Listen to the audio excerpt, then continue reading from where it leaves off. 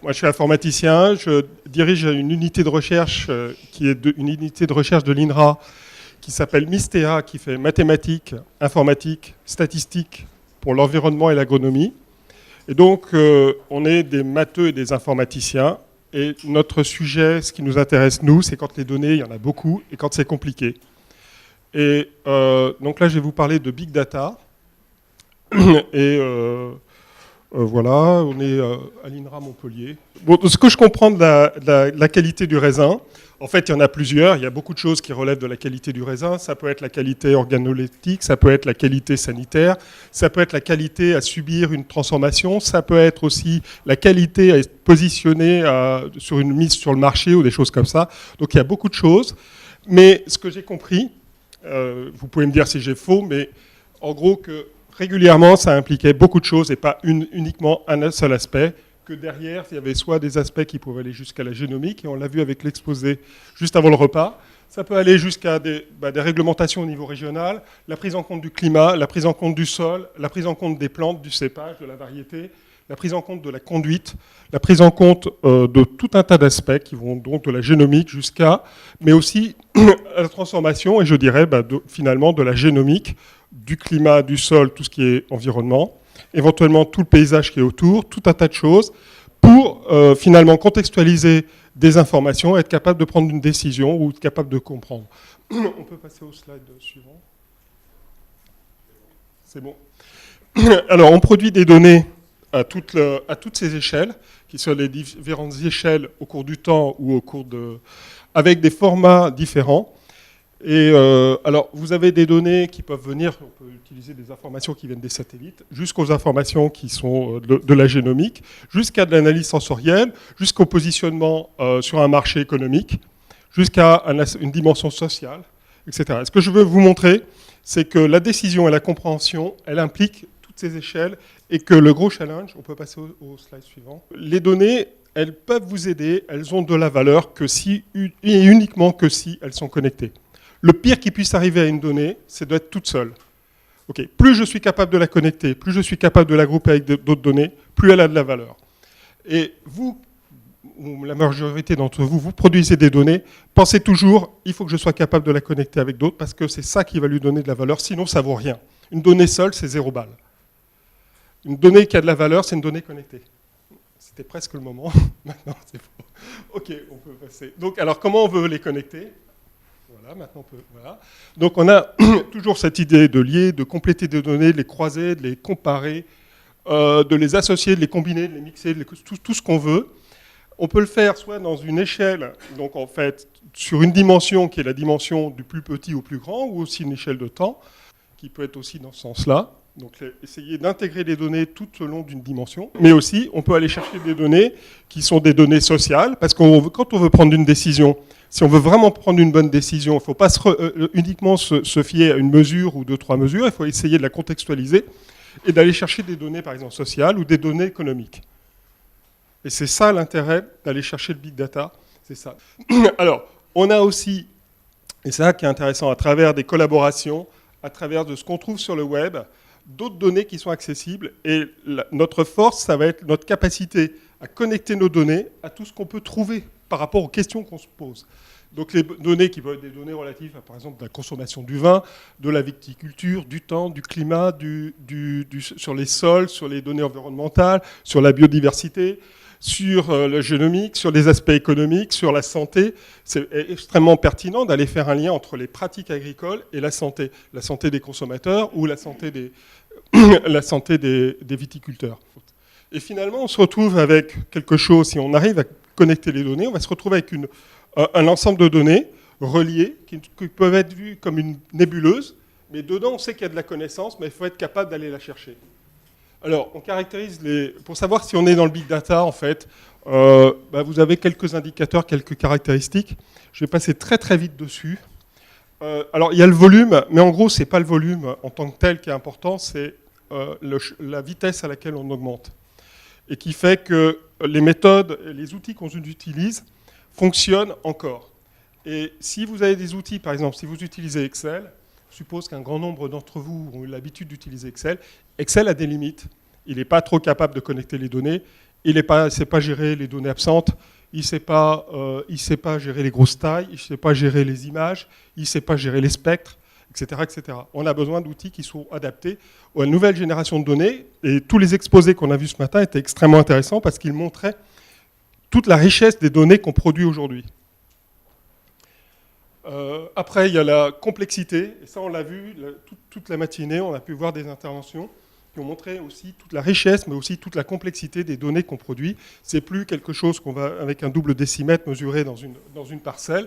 C'est beaucoup plus compliqué, mais c'est aussi beaucoup plus riche. La vélocité, c'est la vitesse à laquelle on produit les données. La véracité, la validité, le vocabulaire, tout ça, je ne vais pas m'étendre dessus, mais c'est des caractéristiques du big data. Voilà. Alors, la définition du big data. Alors, initialement, les gens disaient big data, on ne disait pas ça, on disait le déluge des données. En fait, le déluge des données, c'était malheureusement, j'ai plein de données qui m'arrivent dessus. C'est pas malheureusement, c'est une bonne nouvelle. Plus vous avez de données, mieux c'est. Parce que plus vous pourrez tirer des connaissances, meilleures seront vos décisions si vous savez les manipuler. Donc, le big data, si vous voulez, c'est une expression positive pour dire il y a plein de données, c'est une bonne nouvelle. Et l'enjeu, alors l'idée c'est d'abord, quand les méthodes qu'on utilisait avant ne fonctionnent plus parce qu'on a beaucoup de données, c'est-à-dire si je gère des images satellites, des images de drones, un certain nombre de choses comme ça, j'arrive sur des gros volumes et je ne peux plus utiliser les mêmes outils. J'ai besoin de les connecter et le premier challenge c'est je veux mettre les données, je veux donner de la valeur aux données. Le second, ça va être aussi, si je veux utiliser toutes ces données, il va falloir que je sois un petit peu intelligent et que je sois capable de les structurer et capable d'aller voir des choses dedans. Et voilà, c'est ça un petit peu ce qui va se passer au niveau du big data. Et si on veut répondre à la question quel est l'intérêt pour aller évaluer la qualité du raisin, c'est notre capacité à structurer le big data, à aller chercher des choses dedans et notre capacité à aller à analyser ces ensembles de données qui sont produits. Alors, l'idée, c'est, jusqu'à présent, on était un petit peu dans un modèle comme ça, où en fait, on avait des informations, par exemple sur des parcelles, et puis on traitait, mais on traite tout le monde à peu près de la même façon. On n'a pas de côté, on a une mesure, on décide, voilà, il faut traiter ces gens-là, ou ces parcelles-là, ou ces raisins-là, etc., etc. Et on traite, et puis de temps en temps ça marche, de temps en temps ça ne marche pas, c'est comme un vaccin. Ça ne marche pas tout le temps. On peut passer au slide suivant. L'idée du big data, c'est au contraire, c'est d'aller chercher plus d'informations pour être capable d'en savoir plus, par exemple de l'information génomique, de l'information environnementale, de l'information pour être capable de mieux comprendre, de mieux analyser, de mieux prédire et donc de mieux agir sur les systèmes. Et donc dans ce scénario-là, où je suis capable de mieux comprendre la situation parce que j'ai plus d'informations dessus, parce que je suis capable de l'intégrer, de la structurer, et de prendre une bonne décision. Sinon, je fais le même traitement pour tout le monde, et ça ne marche pas. Ça ne marche pas pour tous. L'idée, c'est d'aller vers ça. Alors, pour faire ça, en fait, les outils, les méthodes qu'on utilise pour structurer le big data, ça doit être basé sur les métadonnées et les ontologies. Alors, je ne vais pas m'étendre dessus, mais en gros, ça va fournir la sémantique, ça va donner un sens aux données, ça va aussi permettre de lier les données les unes aux autres et d'avoir un vocabulaire contrôlé. Alors, je vais expliquer après pourquoi c'est important, et d'être en capacité de partager des données, mais de les lier surtout. Donc il faut bien comprendre que l'intérêt d'une ontologie, alors il y a une petite présentation en dessous, ça va être de connecter les données les unes aux autres avec un lien sémantique, ce qui va permettre de les intégrer, de les lier et de les grouper de différentes façons par rapport aux questions qu'on se pose. Et on peut aussi, par exemple ici j'ai un lien sur quelque chose qui va vers la FAO, utiliser des concepts qui sont partagés largement comme ceux de la FAO pour être capable de prendre des décisions, mais aussi de permettre à d'autres de réutiliser mes données ou permettre à d'autres de comprendre ce que j'ai fait. Ici, j'ai rajouté machine readable. Donc, ça veut dire vos métadonnées, vous pouvez dire moi je mets mes métadonnées, mais si elles ne sont pas compréhensibles par les machines, elles n'ont aucun intérêt. Une métadonnée, elle n'a d'intérêt que si elle est compréhensible par une machine. Ça veut dire avec un vocabulaire contrôlé et standardisé. Pourquoi ? Parce que si on est face à beaucoup de données, si moi je suis capable d'intégrer 3 ou 4 trucs à la main, Mais si j'ai 10 000 situations, je ne pourrais pas le faire, je vais passer 3 ans.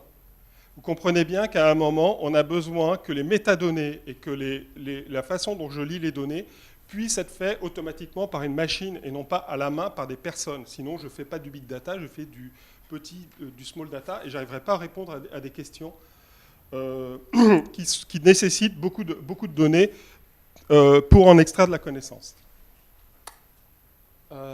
Pardon, c'est pas très clair ce que j'ai dit, mais je vais continuer maintenant sur le volet data analytics. Donc en fait, on a structuré, on a des méthodes, on a des outils, on commence à savoir bien structurer le big data. Maintenant, comment on va l'analyser et qu'est-ce qu'on va faire? Voilà, je passe un petit peu plus loin parce que c'est pas le tout d'être capable de rassembler des données, de les grouper, mais il va falloir être aussi capable de les analyser. Et il faut des nouvelles méthodes. Et pas des méthodes un petit peu classiques. Il va falloir dépasser ça. Ce qu'on va souvent vouloir faire, c'est des liens entre des courbes comme ça, qui sont produites à différentes échelles, par différents systèmes, et savoir quels sont les liens, qu'est-ce que je peux dire là-dessus, qu'est-ce que je peux extraire comme connaissance là-dessus. Et ça, c'est des nouvelles méthodes dont je peux un petit peu parler, qui vont par exemple de dire où l'individu, ce n'est pas un point, l'individu, c'est quelque chose de multidimensionnel qui est caractérisé par plein d'informations qui peuvent être des courbes et non pas des points. Et on va par exemple expliquer des courbes, qui par exemple la courbe de température, la courbe de stress d'un stress, la courbe au cours du temps sur plusieurs mois, pour expliquer une autre croissance. Donc on va expliquer des courbes avec des courbes. Alors que si vous avez fait une régression linéaire, vous expliquez des points avec des points. Là, on va vouloir expliquer des courbes avec des courbes. Prendre en compte la dynamique. Je vais essayer à peu près de vous faire passer le message comme quoi la prise en compte de la dynamique, ça change complètement les choses parce qu'on peut voir des choses qu'on ne voyait pas auparavant. Alors, on peut faire du clustering. Alors, clustering, l'idée, c'est... Alors là, c'est réduit en 2 dimensions, mais imaginez quelque chose qui est multidimensionnel. On va définir, on peut passer le slide suivant, une distance. Et une fois qu'on a défini une distance dans ces individus, alors là c'est facile, c'est en 2D, on va être capable de construire des groupes, d'aller chercher les choses qui se ressemblent, d'aller voir un petit peu qui se comporte de la même façon, qui ne se comporte pas de la même façon, puis essayer de découvrir des choses comme ça, des choses qu'on n'attendait pas. Et on peut le faire sur des courbes. D'accord? Donc là, je peux avoir par exemple des courbes qui vont me permettre de classer, de comparer entre eux, de classer des champs, des vins, mais à partir du moment où j'ai une dynamique, alors je l'ai mis time series, mais l'abscisse d'une courbe n'est pas forcément le temps. Ça peut être le pH, ça peut être ce que vous voulez, mais l'idée est d'aller chercher, d'aller être capable de faire de la classification, pas sur des points, sur des choses qui sont multidimensionnelles, parce que c'est là qu'il y a des choses qui vont s'en ressortir. Alors, il y a des choses qui, par exemple, se font pour trouver des associations. Alors, ça a été fortement développé dans les supermarchés. Alors, on va voir si les gens qui ont pris leur caddie, s'ils ont pris des bières, ils ont pris des chips aussi. Puis on va trouver ce genre de choses où chaque ligne, c'est un caddie, puis on dit ce qu'il y a dans le caddie, puis on va regarder après comment on peut trouver des associations. Alors tout ça, ça marche très très bien. Alors par exemple, ils ont découvert que les couches et les bières, ça marchait ensemble. Ils ne s'y attendaient pas du tout à ce que les couches et les bières, ça marche ensemble. Alors ils se sont un peu demandé, mais pourquoi les couches et les bières? Et les couches et les bières, ça marche ensemble, tout simplement parce que, en tout cas aux États-Unis, les jeunes papas, quand ils vont chercher des bières, ils reçoivent un coup de téléphone. Est-ce que tu peux ramener des couches? Ou quand ils vont chercher des couches, ils pensent à ramener des bières. Et on a découvert des associations comme ça. Alors, on pourrait trouver ce type d'association en regardant, par exemple, je cherche la présence de bioagresseurs. Est-ce que je ne vais pas trouver, à chaque fois que j'ai un bioagresseur, une configuration qui finalement me dit, c'est quand il y a une zone humide, quand il y a tel type de bestiaux autour, quand la configuration est comme ça, quand tel type de pratique agricole, etc. Des choses où moi, je ne suis pas capable de le faire en tant qu'humain.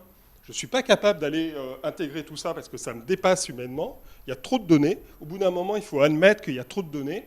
On n'est pas capable d'avoir des centaines et des centaines, de gérer des centaines de situations. On n'est pas capable de faire ça, malheureusement.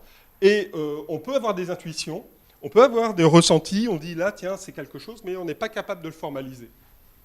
Et ces méthodes-là vont permettre d'aller découvrir des choses dedans. Si on présente beaucoup de données, on va trouver des choses. Alors évidemment, il va y avoir les portes ouvertes, et puis après, il va y avoir la bière et les couches. Et par exemple, sur des maladies, on pourrait trouver des configurations comme ça, qui sont extrêmement favorables, ou au contraire, des configurations au contraire, on ne voit jamais apparaître telle maladie dans telle configuration. Et à ce moment-là, on pourrait travailler sur les configurations pour trouver les problèmes de maladie. Alors, tout ça, c'est donner ce qu'on appelle les data science, c'est ce qu'on nous on développe dans notre unité. L'idée, alors pourquoi on parle de data science? Parce qu'on parle de quelque chose qui est assez brut, et on va être capable de le chercher, de le découvrir, de chercher à l'intérieur, d'extraire, et vous voyez, on retrouve les mêmes mots. Alors, j'aurais pu prendre le pétrole, j'aurais pu prendre... Et c'est pour ça qu'on compare aujourd'hui l'économie que peut générer les données avec ce qui s'est passé pour l'or ou ce qui s'est passé pour le pétrole. Alors, les conclusions, hein, c'est le big data, en fait, c'est créé par d'abord le fait qu'on ait des capacités de stockage des données à faible coût, qu'on ait des nouveaux capteurs, comme on a vu ce matin, il y a beaucoup de créativité, il faut en profiter. Ce serait dommage de ne pas profiter de tout ça. Il y a aussi tout ce qui est disponible sur le web. Il y a aussi les collaborations, il y a aussi l'open data, le fait de mettre ces données accessibles, de les partager, parce qu'une donnée toute seule, elle ne vaut rien. Et c'est tout ça qui crée le big data. Mais par contre, ce qu'il faut bien intégrer, c'est que le big data, il a un sens que si on va être capable de structurer les données et qu'on sera capable de les grouper, de les intégrer. Et derrière, il faut bien voir aussi que si on fait ça, c'est parce que derrière, si on est capable de les analyser avec des nouvelles méthodes, des nouvelles approches, des nouvelles façons de voir, on va pouvoir découvrir des choses. Mais évidemment, tout ça, ça pourra se faire que si derrière, il y a de l'éthique, s'il y a un respect de la vie privée. Parce que derrière, je travaille avec des trufficulteurs aussi. Et je peux vous assurer que là, le respect de leur pratique, c'est vraiment très important. Et donc, on ne peut pas aller chercher des données si les gens ne veulent pas les partager, si on ne leur garantit pas qu'on va les respecter et qu'on va leur donner des garanties de respect de leur vie privée. Et dans un projet aussi, on travaille sur les compteurs EDF, en lien. Vous savez, les compteurs EDF, là, on peut savoir quand est-ce que vous allumez les lumières, quand est-ce que vous sortez, combien il y a de personnes dans la maison, etc., etc. Donc tout ça, oui, mais derrière, il faut faire attention, il faut respecter la vie privée. Alors aussi, ça demande de nouvelles compétences, et puis le big data, ce n'est pas qu'un changement technique, mais c'est aussi un changement culturel. Voilà, je vous remercie pour votre attention.